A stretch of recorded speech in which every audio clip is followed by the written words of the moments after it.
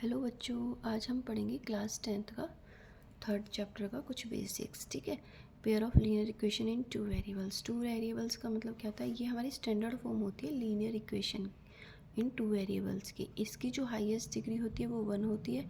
ठीक है। और वेरिएबल दो होने चाहिए हमारे। ठीक है, दो वेरिएबल्स और एक कांस्टेंट। ऐसा नहीं कि यहाँ पे भी एक्स है यहाँ पे भी एक्स है, तो उसको नहीं बोलेंगे two variables. Linear equation in two variable, वो तो वन वेरिएबल होगी।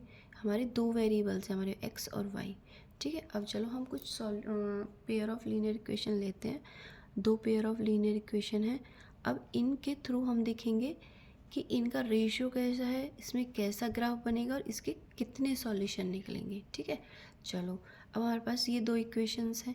X minus 2y plus 1 equals to 0। X के पास अगर कुछ 1 लिखा हुआ है तो 1 है, अगर कुछ भी नहीं लिखा हुआ तो वहाँ पे 1 ऐड कर लेंगे। ठीक है। तो ये हमारी स्टैंडर्ड फॉर्म है a1x plus b1y plus c1। तो ये जो x का कॉफिशिएंट है इसको a1 बोलेंगे। ठीक है। y का कॉफिशिएंट है इसको b1 बोलेंगे और ये c1। ठीक है। अब यहाँ पे देखिए x का कॉफिशिएंट 3 है, यानी कि x का जो कॉफिशिएंट है वो क्या हो जाएगा, a2।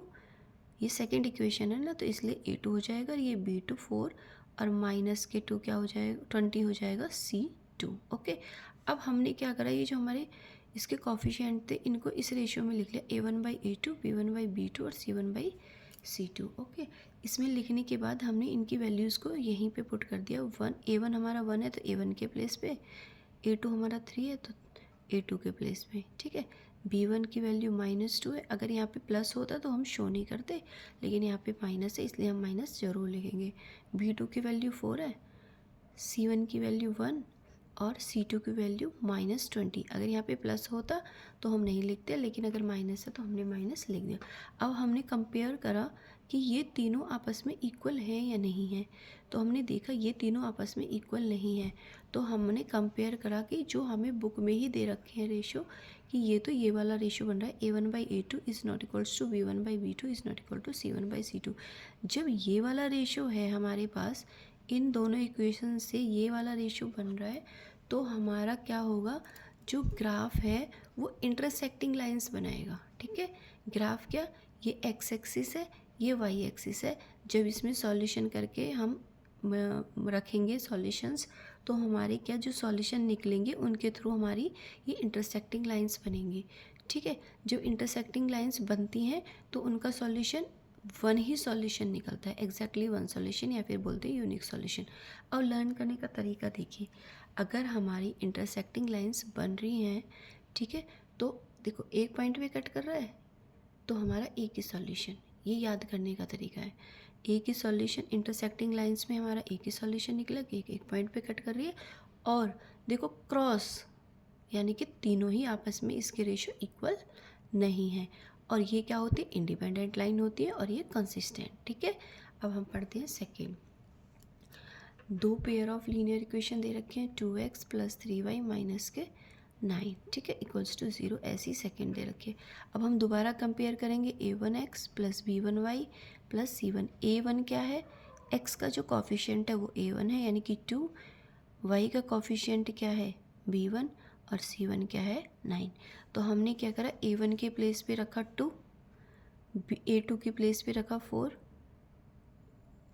b1 के प्लेस पे 3, b2 के प्लेस पे 6, c1 के प्लेस पे 9 माइनस के और c2 के प्लेस पे भी माइनस के 18। देखो यहाँ पे माइनस लगवा है इसलिए यहाँ पे माइनस। अब इन्हें हम शॉर्ट फॉर्म में कर लेते हैं। चलो, यहाँ पे तो हमारे इक्वल नहीं दिख रहे, लेकिन हम क्या करेंगे, 2 1 जा 2, 2 2 जा 4, 3 1 जा 3, 3 2 जा 6, 9 1 जा 9, 9 2 जा 18, माइनस से माइनस कट।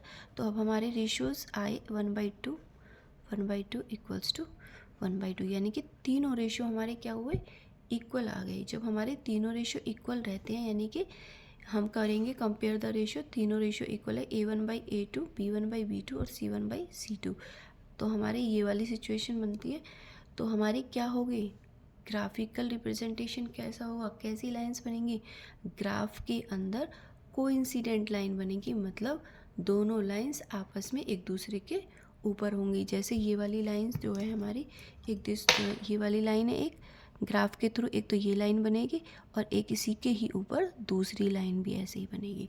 तो क्या हो जाएगा, इसे बोलते हैं कोइंसिडेंट लाइन। और जब ऐसी लाइंस बनती हैं उनके बहुत सारे सॉल्यूशन निकलते हैं, इनफाइनाइटली मैनी सॉल्यूशंस निकलती हैं।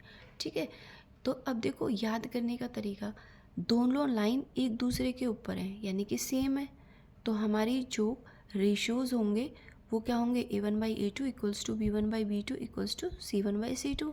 ओके, जब दोनों लाइन सेम है तो रेशियो इक्वल होंगे, और दोनों लाइन सेम है तो इनके बहुत सारे सॉल्यूशन होंगे। एक दूसरे के ऊपर है तो सॉल्यूशन भी दोनों उनके एक दूसरे के बहुत सारे होंगे। ठीक है, अब हम क्या करेंगे, अब यहाँ पे देखिए ये क्या है, अगर हमारी क्या है कोइंसिडेंट लाइन है तो कंसिस्टेंट और डिपेंडेंट क्या होगा, कंसिस्टेंट होगा और ये डिपेंडेंट होगा। ये क्वेश्चंस डायरेक्ट पूछे जाते हैं हमसे। अब यहाँ पे देखिए थर्ड सिचुएशन, दो पेयर ऑफ लीनियर इक्वेशन दे रखे हैं, सेम वही a1/a2 कैसे निकालेंगे, देखिए a1x plus b1y plus c1 क्या है हमारा, ये स्टैंडर्ड फॉर्म है। ठीक है, स्टैंडर्ड फॉर्म को हम इस इक्वेशन से कंपेयर करेंगे। अब यहाँ पे हमें क्या है, यहाँ पे हमें x के पास कुछ नहीं दे रखा है यानी कि 1 है। ठीक है, जब x के पास कुछ नहीं दे रखा है तो वहाँ पे 1 होता है, तो a1 की वैल्यू क्या हो जाएगी हमारी 1, b1 की वैल्यू क्या हो जाएगी 2, c1 की वैल्यू क्या हो जाएगी -4। सेम ऐसी सेकंड इक्वेशन से फाइंड करेंगे, x का कॉफिशिएंट क्या है 2, यानी कि x की जो वैल्यू है क्या है, ये a2 की वैल्यू 2, b2 की वैल्यू क्या है 4, और c2 की वैल्यू क्या हो जाएगी -2। ठीक है, अगर यहाँ पे प्लस होता तो हम क्या करते 12 ही लिखते, क्या नहीं लिखते, माइनस नहीं लगाते। ठीक है, अब हमने क्या करे, दोबारा देखिए यहाँ पे ये क्या है a1/a2, a1/a2, b1/b2, c1/c2। अब हम इसको भी शॉर्ट फॉर्म में ले लेते हैं, 2 1 जा 2, 2 2 जा 4, 4 1 जा और 4 3 जा 12, माइनस से माइनस कट। अब हमारे रेशियोज जो बने वो क्या 1/2 इक्वल्स टू 1/2 इक्वल्स टू 1/3, यानी कि हमारे रेशियोज क्या बन रहे हैं, ये दोनों आपस में इक्वल है, ये इक्वल नहीं है, यानी कि जो हमारे रेशियोज बनेंगे वो क्या होंगे a1/a2 equals to b1/b2 is not equals to c1/c2। जब हमारे ये वाले रेशियो इस फॉर्म में होते हैं तो हमारी जो ग्राफ में लाइंस की जो लाइंस बनती हैं वो पैरेलल लाइंस बनती हैं। ठीक है, तो हमारी क्या a1/a2 equals to b1/b2 not equals to c1/c2, तो हमारे ग्राफ में पैरेलल लाइंस बनेंगे, और जब पैरेलल लाइंस बनती हैं तो कोई भी सॉल्यूशन नहीं निकलता और ये इनकंसिस्टेंट लाइन होती हैं। याद करने का तरीका क्या है कि जब पैरेलल लाइंस बनती हैं यानी कि ये आपस में मिल नहीं सकती एक दूसरे को, तो ये क्या कोई भी सॉल्यूशंस नहीं बनाएंगी। ठीक है, तो इसको हम आगे सॉल्व भी नहीं करते इक्वेशन को। ठीक है, तो इसमें इनकंसिस्टेंट लाइंस बनती है। Thank you.